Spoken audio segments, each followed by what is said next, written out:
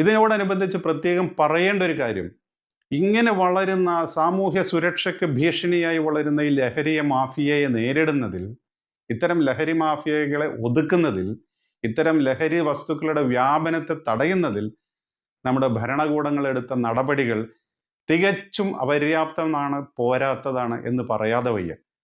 നമ്മുടെ ലഹരി തടയുന്നതിൻ്റെ മുഖ്യ ചുമതല നമ്മുടെ സംസ്ഥാന എക്സൈസ് വകുപ്പിനാണ്.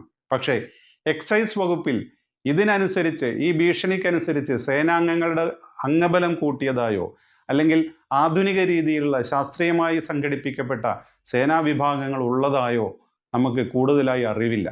പോലീസിൽ ഡാൻസ് ഓഫ് പോലെയുള്ള ചില വിഭാഗങ്ങൾ ഉണ്ടെങ്കിലും ശരി, ഇത് ഈ വളരുന്ന ലഹരി മാഫിയയോട് മത്സരിക്കാനോ കിടപിടിക്കാനോ ഉതകുന്നതായി അത് ഇതേവരെ നമുക്ക് ബോധ്യപ്പെട്ടിട്ടില്ല എന്നുകൂടി ഇത്തരണത്തിൽ പറയേണ്ടതാണ്.